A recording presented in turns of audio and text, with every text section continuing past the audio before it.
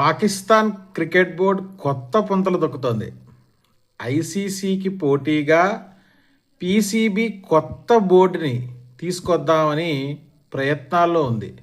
ఎలాగా ఐసీసీ విధించే శాంక్షన్స్కి పోర్టు దేశం రెండు కుదేలైపోతాయి కాబట్టి, ఎలాగా మనల్ని ఇంటర్నేషనల్ క్రికెట్ ఆడనివ్వరు కాబట్టి, ఎలాగా బైలేటరల్ సిరీస్ మనల్ని ఆడనివ్వరు కాబట్టి, ఎలాగా లోకి ఇంటర్నేషనల్ ప్లేయర్స్ని రానివ్వరు కాబట్టి, ఈ శాంక్షన్స్ అన్నీ విధించిన తర్వాత పాకిస్తాన్కి క్రికెట్ ఫ్యూచర్ ఉండదు కాబట్టి, అసలు క్రికెట్ ప్రపంచంలో అసలు వ్యాలిడేషన్ లేని కొన్ని దేశాలని పోగేసుకుని మేము ఆడుకుంటాం.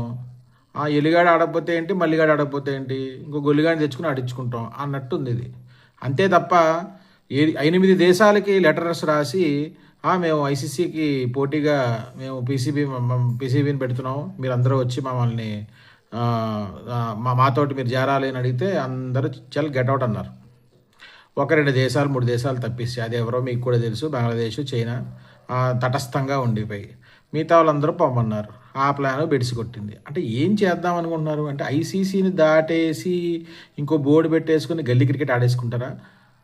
యుఏఈ, జింబాబ్వే వాళ్ళ క్రికెట్ ఆ దేశాలు క్రికెట్ ఆడతాయని కేవలం వరల్డ్ కప్ ఉన్నప్పుడు తెలుస్తుంది.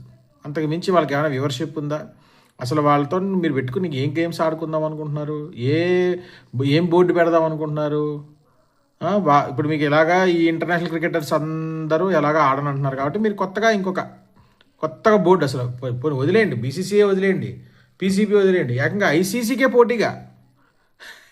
అసలు ఐసీసీ రెవెన్యూస్ ఏంటి, వాళ్ళు ఎక్కడి నుంచి తీసుకొస్తున్నారు, వాళ్ళకి ఎంత స్పాన్సర్షిప్స్ ఉన్నాయి, ఎంత వ్యూవర్షిప్ ఉంది, ఎంత బ్రాడ్కాస్టింగ్ ఉంది, అసలు అవన్నీ కొద్దిగా అయినా వీళ్ళకి ఆలోచన ఉందా? అంటే అనాలోచితమైన చర్యలు ఎంతకైనా ఎక్కడికైతే అక్కడికి మేము గెలవాలి. ఎట్లా గెలుస్తావు? నీ దగ్గర ఒక బేసే లేదు కదా, ఒక ప్లానే లేదు కదా, నువ్వు వాదించే వాదనకు ఒక అర్థమే లేదు కదా.